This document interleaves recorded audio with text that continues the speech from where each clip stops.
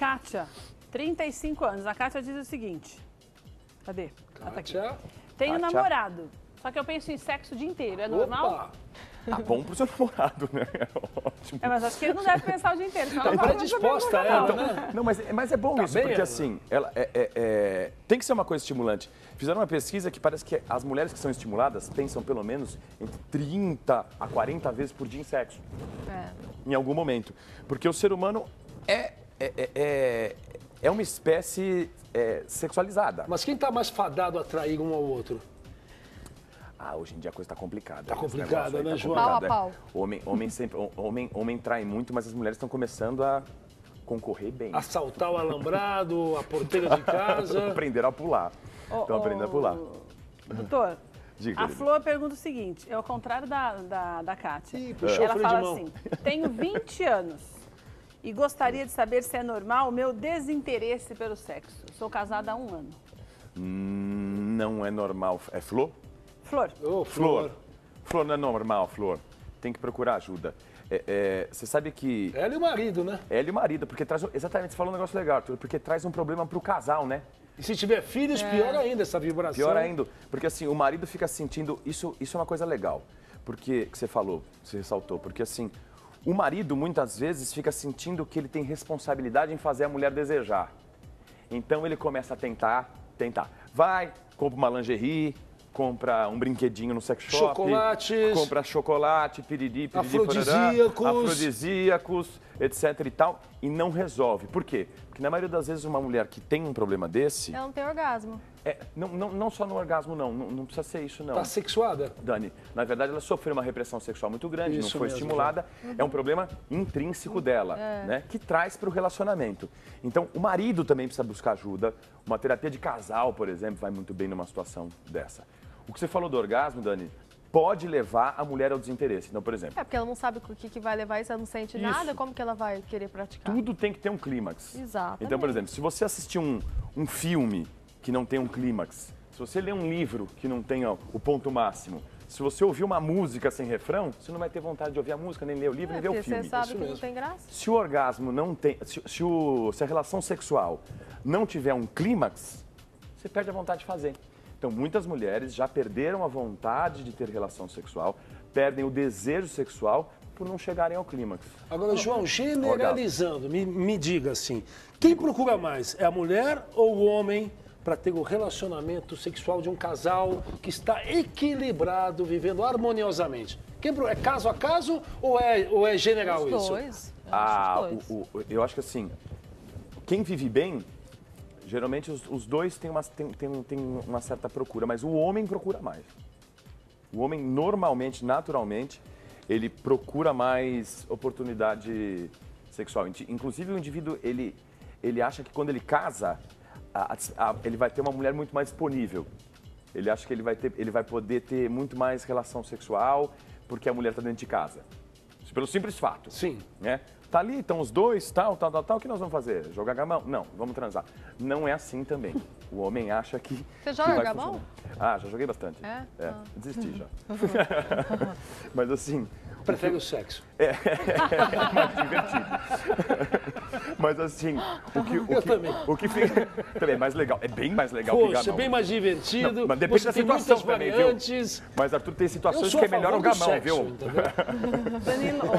Danilo é o menino que está fazendo a pergunta. Doutor, eu não sei se isso é mito, mas eu vou perguntar porque ele já assistiu tanto, deve ser adolescente. Manda ver. Ele está querendo saber, é o Danilo AP. Ele quer saber se é verdade que quanto mais, se a pessoa se masturbar, se o menino se masturbar, o pênis cresce. Isso é mito, hein?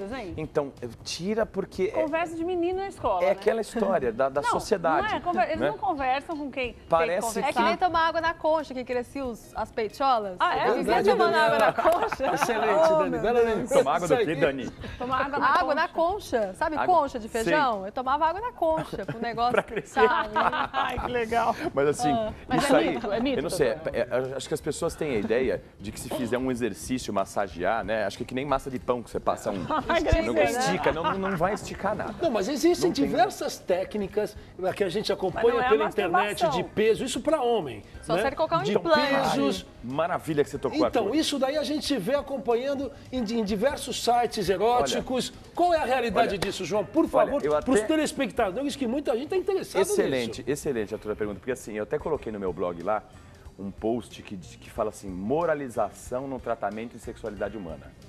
Porque isso tudo é nada mais que balelada. Fantasia. Então, fantasia, porque assim, existe o mito e existe gente ganhando dinheiro por trás do mito. Gente, então, assim, essa coisa de que masturbação não cresce o pênis. Alongamento peniano. Tem as coisas mais bizarras e parece coisa de tortura chinesa. Nossa. Tortura medieval, parece.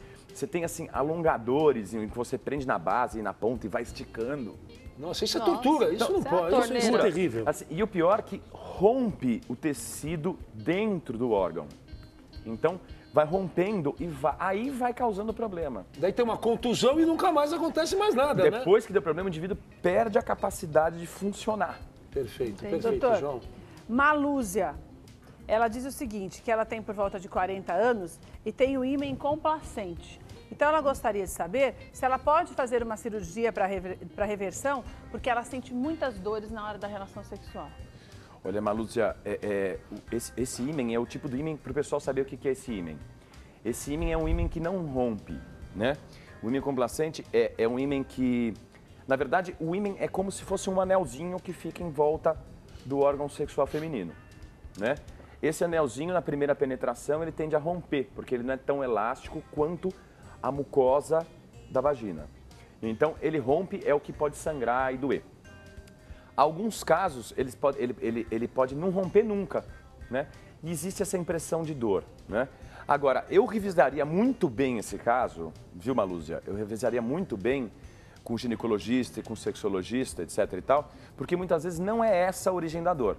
Às vezes você tem medo de que exista a dor e a dor é muito mais emocional do que qualquer outra coisa. Psicológica, né? Então, tome cuidado, veja bem lubrificação, se está se excitando bem, porque a mulher quando se excita bem, ela tem lubrificação.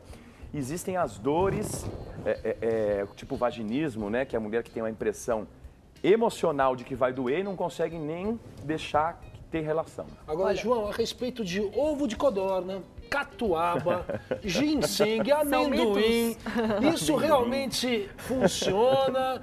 Tem lá uns elementos que desperta a magia novamente? Como é que é? Coisa de louco. Se funcionasse, eu tava vendendo. Paçoquinha direto? Paçoquinha, amendoim. Já deixava na porta do consultório. Suco de amendoim direto de catuaba? Já largava minha profissão e ia vender isso, uma banquinha na rua.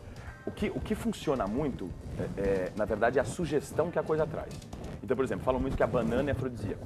É afrodisíaco pelo formato. Sim. Né? Algumas coisas vão ser afrodisíacas. Fálicas, né? Objetos fálicos. Exatamente. Porque lembra algo, porque sugere algo, porque te traz uma ambientação legal. Então, por exemplo, algumas frutas, etc e tal, são sugestionáveis de uma relação sexual. Como o figo, né? Como o figo, a maçã. Perfeito. Né? Etc e tal. Então, sugere. Então, as pessoas, elas acabam ficando sugestionadas com aquilo e acabam se excitando melhor. E as tradições eróticas também. Exatamente. Eles se relacionam com isso, né? Se relacionam com isso. Então, falando de um efeito semelhante que está acontecendo hoje, é o efeito psicológico, ou o efeito placebo, que a gente chama do Viagra, por exemplo.